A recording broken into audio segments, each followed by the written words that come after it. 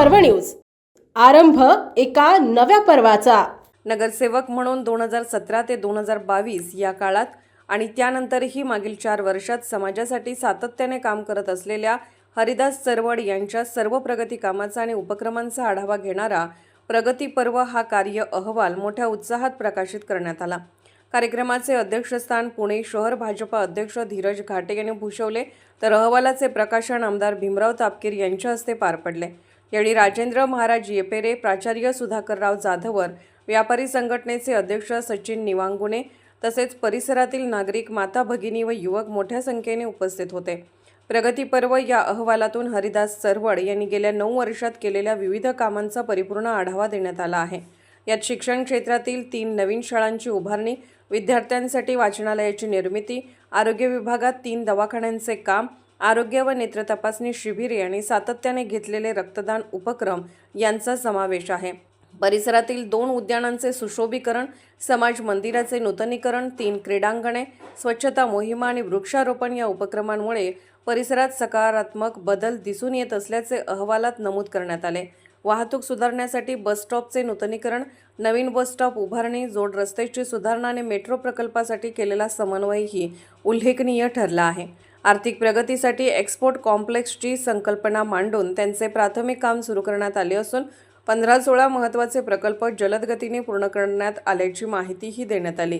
यावेळी मान्यवरांनी आपल्या भावना व्यक्त करताना हरिदास चरवड यांचे काम सर्वांगीण आणि लोकाभिमुख असून ते निवडणूक असो वा नसो सातत्याने लोकांसाठी उभे राहतात असे गौरवोद्गार काढले। आमदार तापकीर यांनी प्रगती पर्व हा त्यांच्या जबाबदार कामाचा पुरावा असल्याचे सांगितले। प्राचार्य जाधवर यांनी 25 वर्षापासून चरवड यांची लोकसेवा सातत्याने सुरू असल्याचे सांगून त्यांचे कौतुक केले। राजेंद्र महाराज येपेरे यांनी त्यांच्या कार्यात समाजकार्य, संस्कार आणि अध्यात्माचा सुंदर मेळ असल्याचे नमूद केले। व्यापारी संघटनेचे अध्यक्ष सचिन निवांगुणे यांनी व्यापारी वर्गाच्या प्रत्येक प्रश्नावर ठामपणे उभे राहणारे नेतृत्व म्हणजे हरिदास चरवड असल्याचे सांगून त्यांची भावनिक दखल घेतली।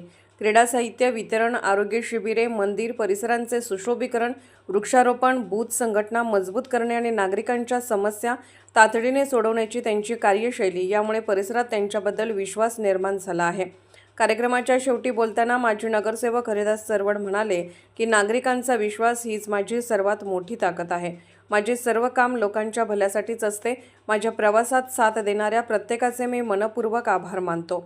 हा प्रकाशन सोहळा लोकसेवा, विकास आणि जनविश्वासाच्या प्रवासाला उजाळा देणारा ठरला। महानगरपालिकेचे माजी नगरसेवक हरिदासजी चरवड यांच्या विकास कामाचे या ठिकाणी अहवालाचं प्रकाशन या ठिकाणी सर्व उपस्थितांच्या या ठिकाणी उपस्थितीमध्ये झालेला आहे। पर्व हे हरिदासजी चरवड यांचं विकास अहवाल या ठिकाणी प्रकाशित झालेला आहे। हा अहवाल पाहिल्याच्या नंतर काम बोलतं हे तुम्हाला दिसून येईल। जरी त्या ठिकाणी निवडणुका होण्याला उशीर झाला तरी सुद्धा या ठिकाणी हरिदासजी चरवड यांचं काम थांबलेलं नव्हतं। 5 वर्षामध्ये पुणे महानगरपालिकेमध्ये जी काही विकास कामं केली ही सर्व त्या प्रगती पर्व या अहवालामध्ये आलेली आहे आणि त्या प्रत्येक विकास कामाच्या उद्घाटनाला, भूमिपूजनाला, त्याचप्रमाणे आध्यात्मिक, सांप्रदायिक असेल, क्रीडा विषयक कार्यक्रम असतील, या सर्व कार्यक्रमाला माझी आवर्जून उपस्थिती असते। हरिदासजी चरवड खरं तर असा कार्यकर्ता आहे की या ठिकाणी संघटनेचं काम असो किंवा नगरसेवक म्हणून पुणे महानगरपालिकेमध्ये विकासाची कामं असो किंवा आध्यात्मिक संप्रदायिक मध्ये असणारी जी काही करावयास लागणारी कामं असतील ही सर्व काम करणारा एक तळमळीचा कार्यकर्ता आहे आणि त्याच्या या ठिकाणी विकास पर्व या अहवालाचं प्रकाशन झालेलं आहे। कालावधीमध्ये खरं तर अतिशय चांगल्या प्रकारे विकास काम करणारा कार्यकर्ता म्हणून वडगाव असेल, दायरी असेल, नेरे असेल, या सर्व भागामध्ये नक्कीच लोकांच्या प्रचितीला येणार आहे। मला वाटतं मी या ठिकाणी हरिदासजी चरवड यांना शुभेच्छा देतो। जनता पार्टीचे नगरसेवक माझे मित्र हरिदासजी चरवड यांच्या विकास पर्व या कार्य अहवालाचं उद्घाटन खडकवासला विधानसभेचे आमदार आदरणीय भीमराव अण्णा तापकीर यांच्या शुभ हस्ते या ठिकाणी संपन्न झाले.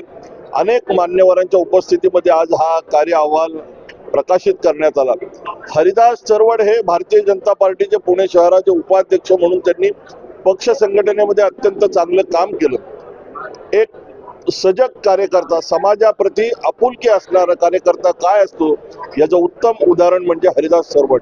या भागामध्ये गेले अनेक वर्ष मग वेगवेगळ्या आंदोलनाच्या माध्यमातून, सामाजिक कार्याच्या माध्यमातून राजकीय वाटचाल करत आज हरिदास चरवड या भागामध्ये लोकप्रतिनिधी म्हणून काम करतात.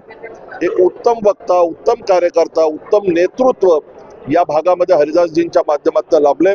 मी भारतीय जनता पार्टी पुणे शहराच्या वतीने त्यांना त्यांच्या उज्ज्वल राजकीय भवितव्यासाठी मनपूर्वक शुभेच्छा देतो. धन्यवाद. 22 या कार्यकालामध्ये पुणे महानगरपालिकेमध्ये सभासद म्हणून माझ्या वडगाव बुद्रुक, ताहेरी, वडगाव खुर्द, शेंगडोर परिसरातील नागरिकांनी मला संधी दिली आणि या कार्यकालामध्ये आपल्याला 2 वर्षाचा कार्यकाल जर सोडला तर 3 वर्षाच्या कालावधीमध्ये जेवढं जास्त काम प्रामाणिकपणे करता येण्यासारखं होतं ते 100% काम करण्याचा प्रयत्न मी केलेला आहे.